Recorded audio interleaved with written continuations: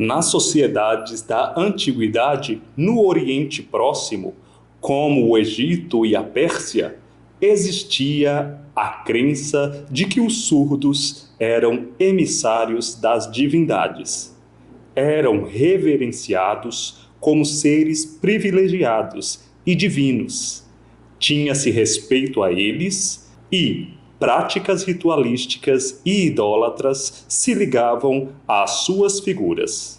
No entanto, não se permitia o acesso a direitos e à educação.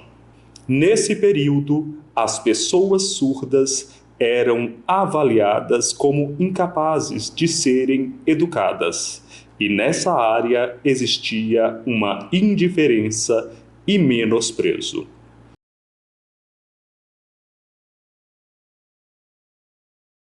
Ainda no Oriente Próximo, os hebreus compreendiam que as pessoas com deficiência eram impuras, estariam sob a influência de alguma ação demoníaca ou estaria sofrendo as consequências de alguma ação pecaminosa da própria pessoa com deficiência ou de seus pais.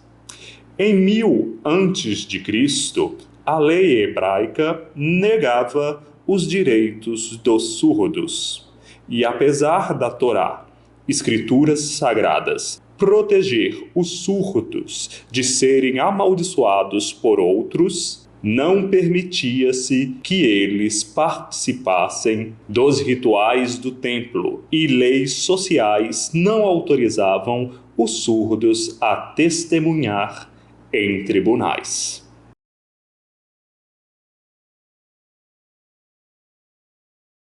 Na Antiguidade Ocidental, no mundo greco-romano, as pessoas surdas ou com alguma deficiência eram vistas como pessoas castigadas pelos deuses, encaradas como um fardo para a comunidade.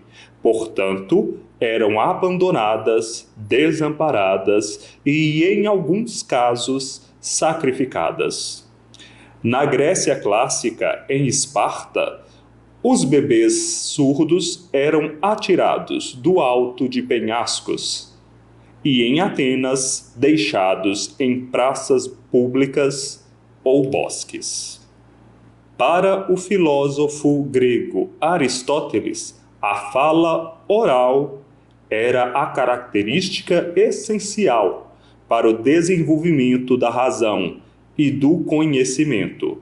Assim, o indivíduo surdo, que não se expressava oralmente, não possuía as qualidades para ser considerado humano. Aristóteles considerava a pessoa surda também muda. E este filósofo acreditava que o pensamento e a consciência humana somente eram alcançadas através do uso dos sentidos. Para ele, o pensamento se processava mediante a fala oral, e o surdo seria incapaz de aprender e desenvolver as capacidades intelectuais.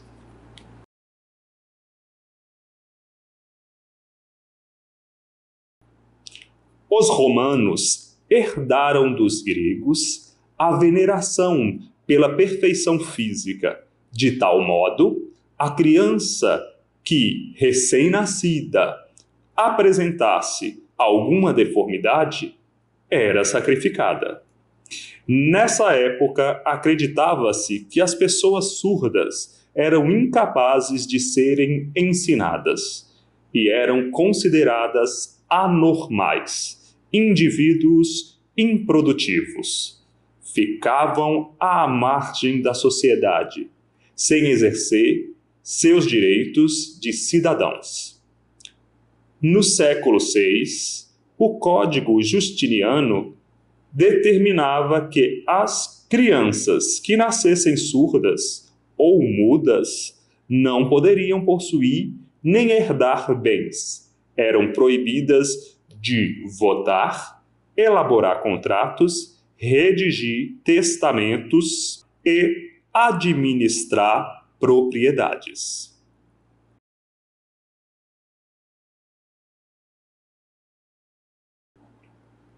Na Idade Média, um imenso período da história ocidental, cerca de 1000 anos, os surdos não frequentavam escola e não tinham acesso à educação especializada, pois eram julgados como inabilitados para a aprendizagem.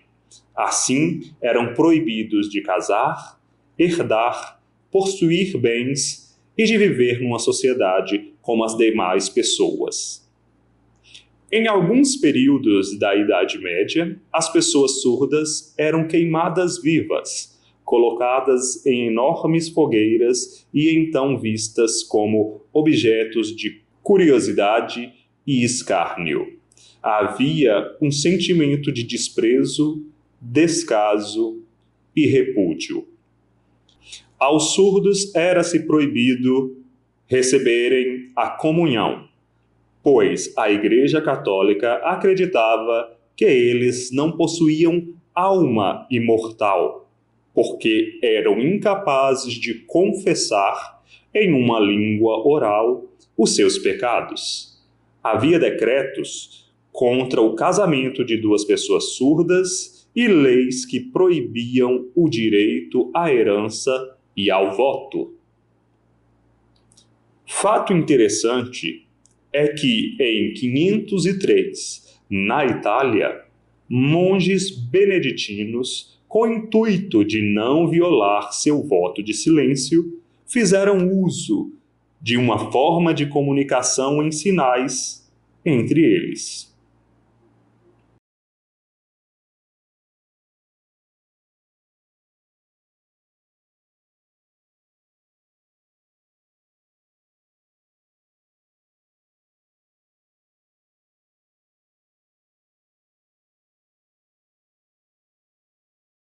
No século XVI, Girolamo Cardano, médico e filósofo italiano, foi o primeiro educador que manifestou preocupação no ensino dos surdos, pela razão de ter um filho surdo, mas seus estudos eram focados na área médica, analisando o sistema auditivo, cavidade nasal e o cérebro, afirmando que os surdos poderiam e deveriam ser instruídos, indicando o uso dos sinais e a escrita sem o recurso da fala oral. Ainda no século XVI, Pedro Ponce de León, monge beneditino espanhol, ensinava às crianças surdas advindas de famílias nobres a catequese, leitura, escrita, cálculos,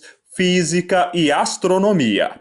A nobreza espanhola contratava e financiava monges católicos para educarem seus filhos surdos, assim garantindo as condições para eles serem reconhecidos como cidadãos na sociedade, possibilitando o recebimento de heranças e a administração de bens familiares.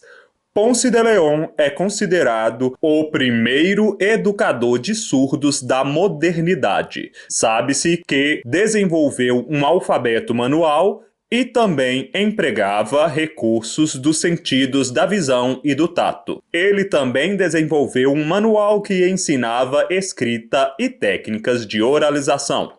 Continuando na Espanha no século XVII, Juan Pablo Bonet, professor de surdos, valia-se de um amplo repertório educacional para ensino de base oralista. Ensinava através da leitura labial, fazendo treinamento da fala e da escrita. Bonet publicou o primeiro livro sobre a educação dos surdos em 1620, em Madrid, com o título Redução das Letras e Arte de Ensinar a Falar os Surdos Mudos. O seu método para ensinar surdos explicava que seria mais fácil ensinar o surdo a ler se fosse usado um alfabeto manual. No entanto, apesar do uso de um alfabeto manual, Bonet proibia o emprego da língua de sinais. John Bower, um médico britânico, em 1644 publicou Quirologia ou a Linguagem Natural da Mão. Utilizava alfabeto manual, língua de sinais e leitura labial. Na época, foi considerado um avanço para a língua de sinais. Ao observar dois surdos a conversar em línguas de sinais, Bower entendeu que a língua visual espacial era essencial na educação dos surdos. Assim, foi o primeiro inglês a desenvolver um método de comunicação entre ouvintes e surdos. Tentou criar uma academia de surdos, porém não foi bem sucedido. Na Alemanha, em 1755, Samuel Heinecke, considerado o pai do método alemão, conduzia seu trabalho através da metodologia do oralismo puro. O ensino para surdos se procedia exclusivamente na língua oral, pois considerava que a língua de sinais poderia atrapalhar a aprendizagem.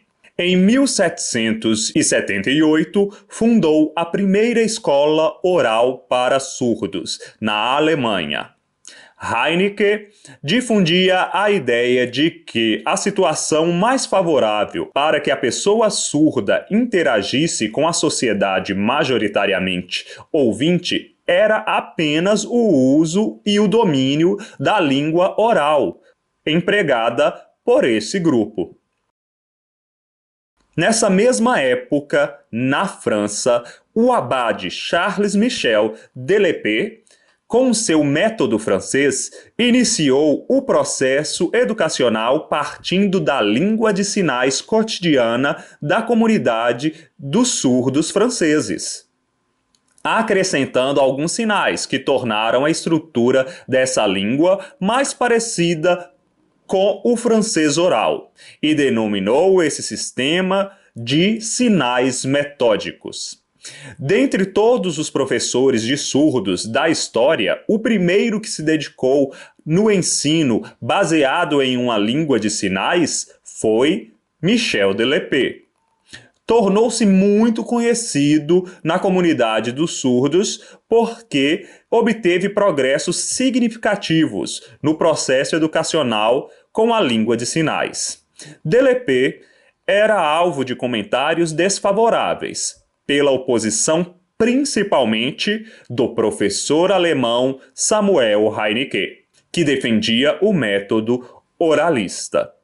Em 1760, Lespée fundou a primeira escola pública para surdos, o Instituto Nacional para Surdos Mudos de Paris. Formou vários professores especializados em ensino de surdos na França e Europa. Foi o primeiro a defender que o surdo se desenvolve principalmente através da língua de sinais.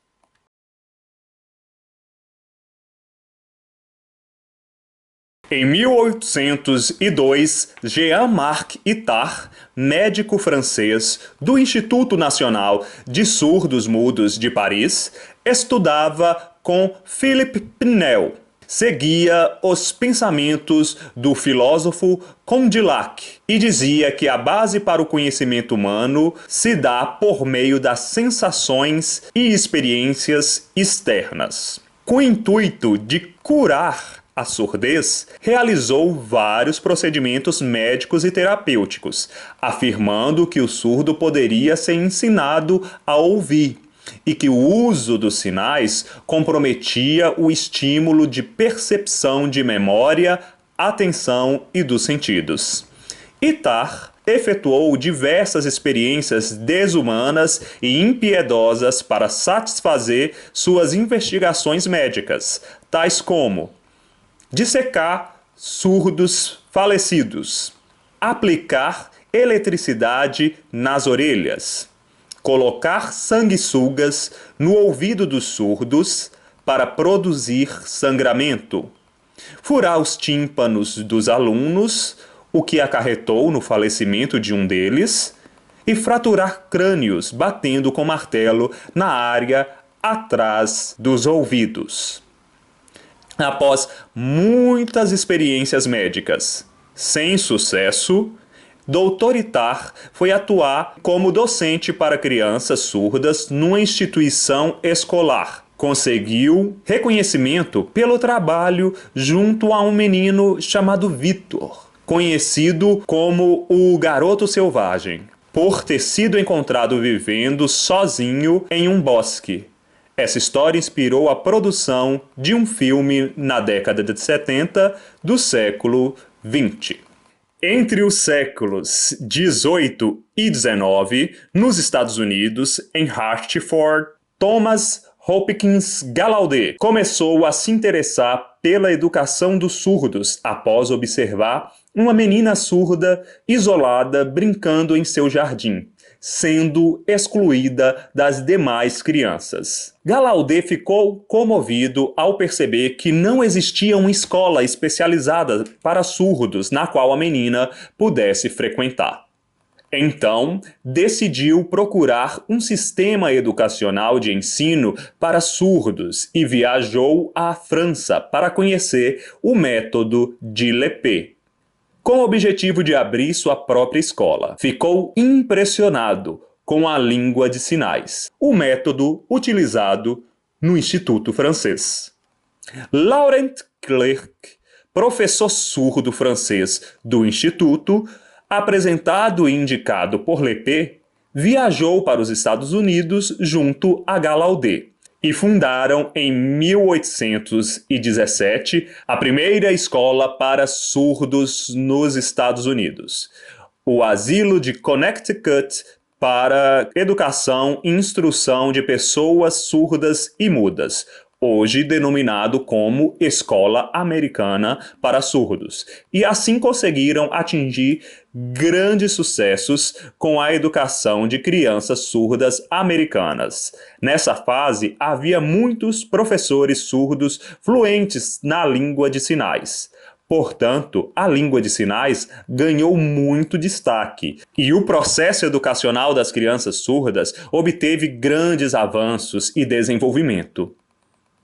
Edward Miner Gallaudet, filho de Thomas Gallaudet, em 1864 realizou o sonho de seu pai, ao fundar a primeira Universidade Nacional para Surdos, em Washington, nos Estados Unidos. No ano de 1880, na Itália, foi realizado o segundo Congresso de Educadores de Surdos em Milão. Um acontecimento terrivelmente marcante na história dos surdos, propagando a política pública de eliminação da língua de sinais na esfera da educação e o egresso de professores surdos das escolas especializadas. Esse congresso foi organizado e conduzido por uma maioria de especialistas educacionais ouvintes na área da surdez de diversos países. No momento decisivo sobre qual método, o oralismo ou gestualismo, seria adotado na educação dos surdos, dos 174 representantes, apenas um era surdo. O método oralista venceu. Alegava-se superioridade à língua de sinais. houve influência de autoridades de poder defendendo o uso exclusivo da língua oral. Afirmava-se que o oralismo seria o mais indicado e que os surdos seriam preguiçosos para falar, preferindo a língua de sinais.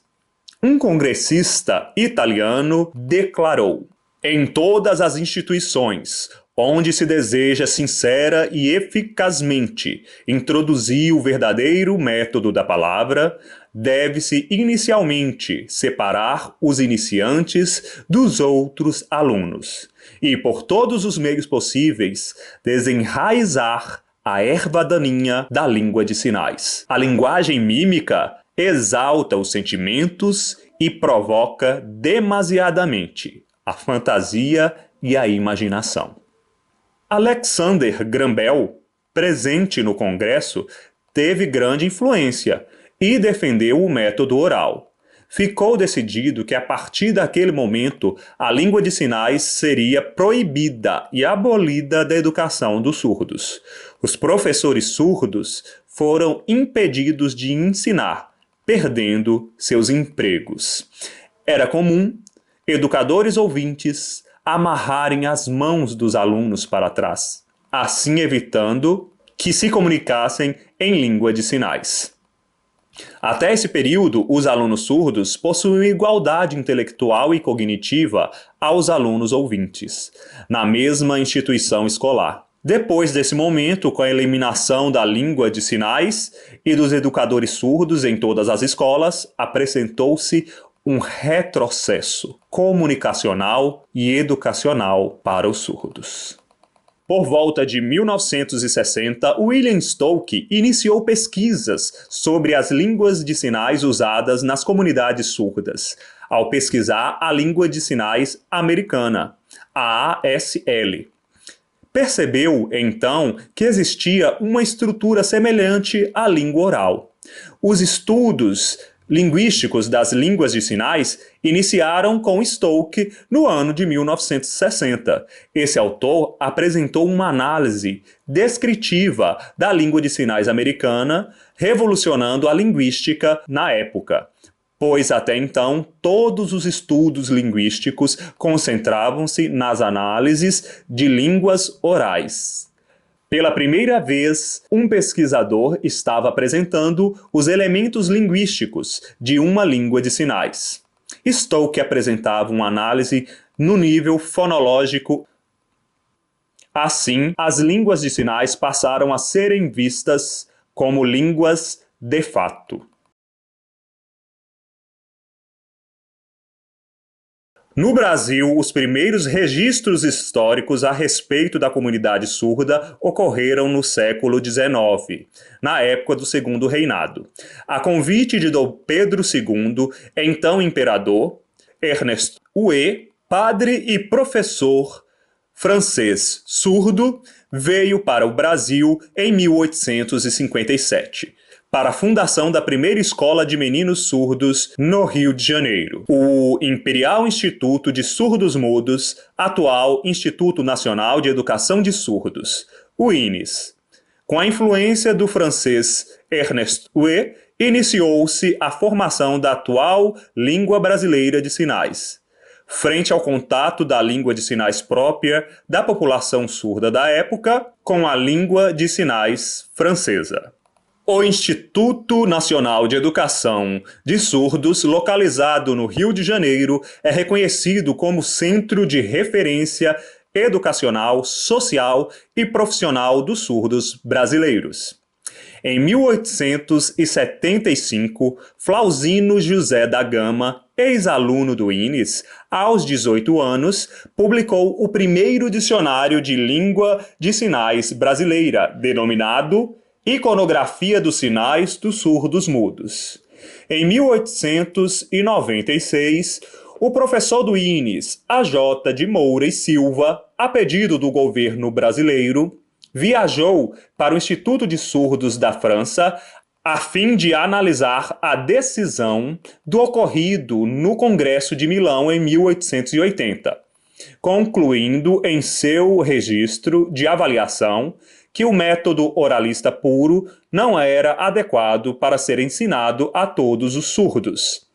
No entanto, infelizmente, após o Congresso de Milão, o INES passou a utilizar a metodologia oralista, como também outras instituições para surdos fundadas no Brasil, como o Instituto Santa Terezinha para Meninas Surdas em São Paulo, a Escola Concórdia em Porto Alegre, a Escola de Surdos de Vitória, o Centro de Audição e Linguagem Ludovico Padovani, em Brasília.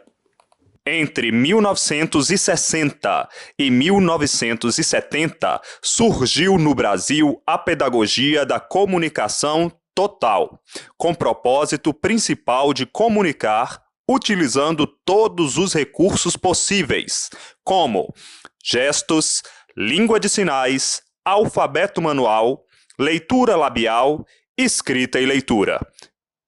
Em relação ao oralismo, a comunicação total trouxe benefícios, possibilitando a melhora na comunicação dos surdos.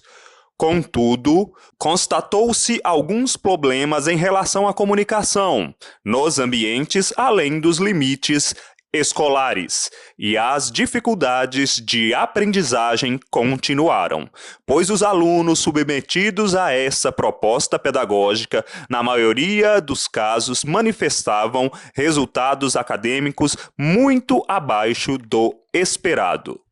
Recentemente presenciamos a conquista do reconhecimento oficial da Libras no território nacional pela Lei Federal número 10.436 do ano 2002, sendo a língua brasileira de sinais o meio legal de comunicação e expressão das pessoas surdas do Brasil. Ao longo do tempo, outros progressos foram alcançados, como a instituição do Dia Nacional do Surdo, em 2008, comemorado em 26 de setembro, considerado o Mês dos Surdos. A regulamentação da profissão de tradutor e intérprete de Libras, em 2010. E a publicação da Lei Brasileira de Inclusão, Lei número 13.146, de 2015, também conhecida como Estatuto da Pessoa com Deficiência, que trata da acessibilidade em áreas como educação, saúde, lazer, cultura e trabalho. Mesmo com todos esses avanços, a Libras ainda é pouco conhecida e usada entre os ouvintes. Seu status de língua oficial não é tão evidente na prática. Para mudar essa realidade, precisamos tratar a Libras como realmente uma língua brasileira, procurando sempre aprender e respeitar a cultura e a comunidade surda do Brasil.